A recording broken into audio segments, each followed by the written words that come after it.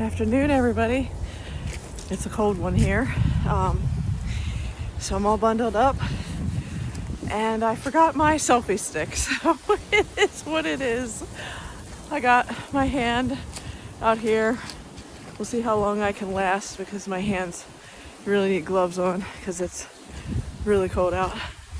So hang on a second and I'll put my other glove on and still be able to hold the phone. All right. Thanks for your patience. Here we go. All right, there we go. Okay, so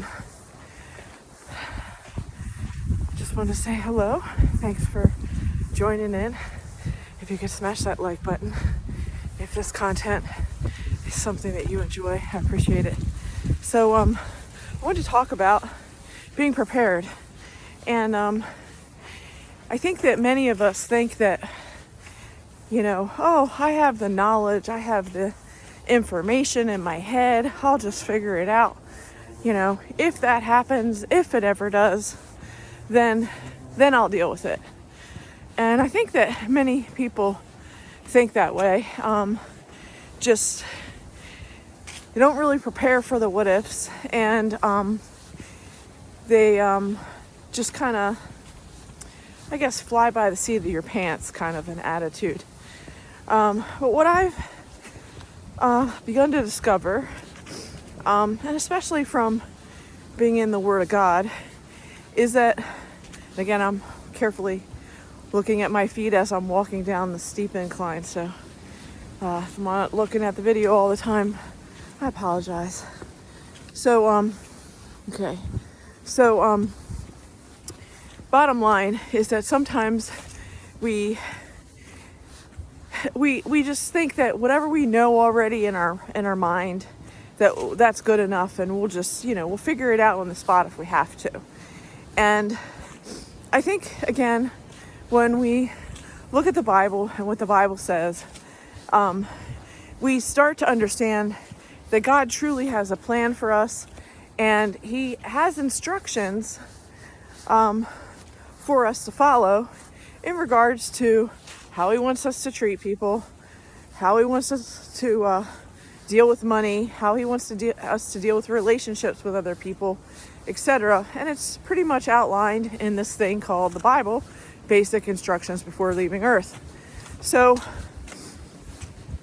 the question is, when you receive or hear the information that is described in the Bible, and whether that is you go to church once a week and you think, oh, well, that's enough, Yeah, I heard that message before.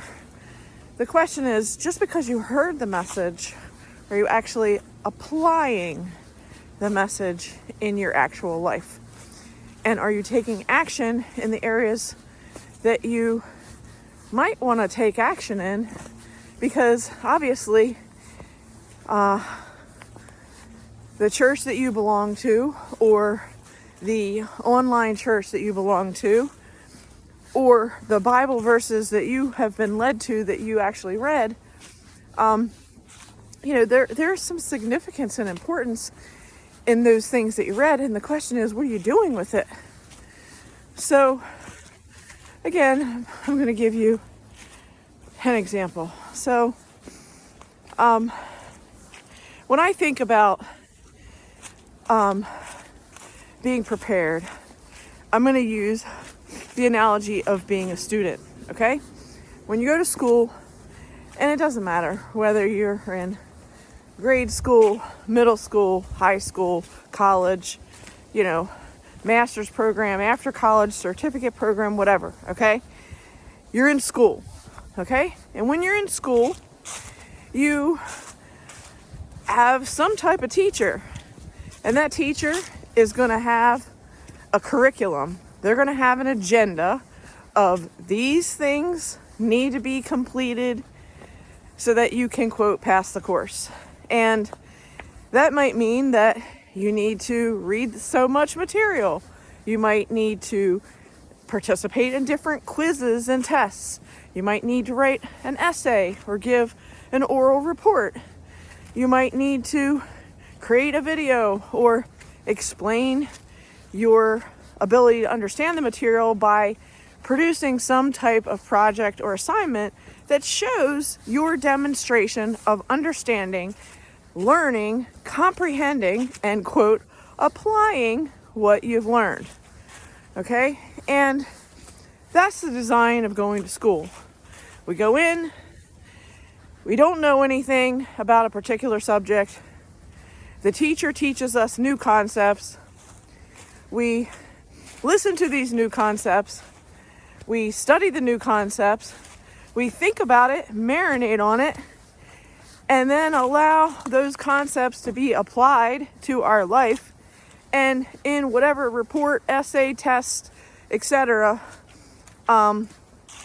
we are applying what we've learned to demonstrate and to show our teacher that we understand, we've comprehended the material, and that we actually deserve to receive a good grade, the certificate of completion, so that we can put on our resume, hey, I actually did that thing that I said I was going to do.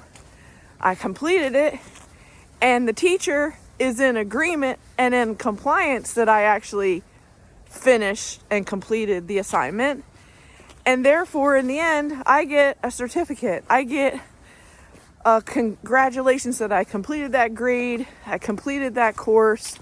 I can put those accreditations on my resume, and I know that I have succeeded in not only learning, listening, observing, reading, studying the skills, but then in addition to that, I have, quote, applied the skills in my life, demonstrating that I actually know what I'm talking about, okay? So, as we consider this as a model of learning, you know, why wouldn't it seem that the same thing wouldn't apply to the Bible, the basic instructions before leaving Earth, okay? So it does apply. So let me give you an example, okay? So let's say that you're unaware that you don't have this skill, okay? Let's say you're unaware because your parents never taught you this particular understanding of the Bible. It was not applied to in your family upbringing. You didn't necessarily learn it in school.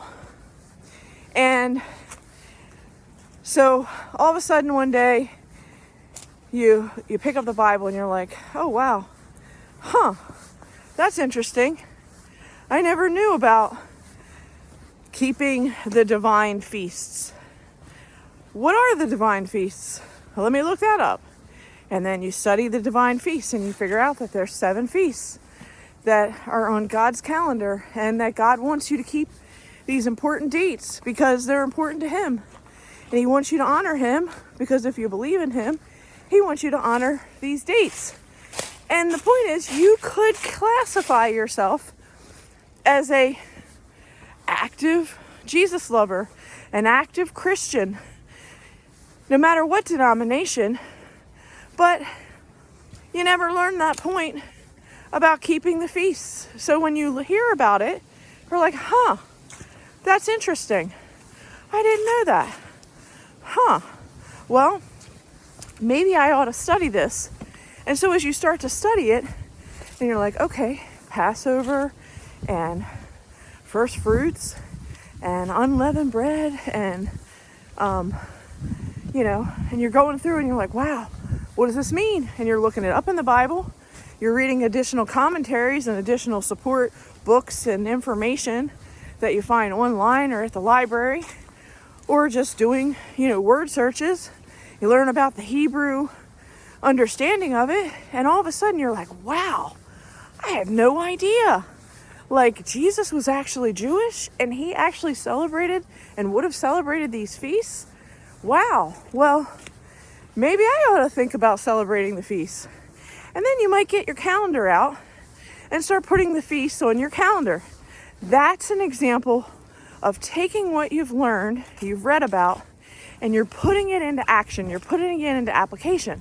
So now you've put the feast dates on your calendar, and you've put alarms on your calendar to remind you that these are the elements that you want to be prepared on with these feasts. And you want to be prepared on with this information.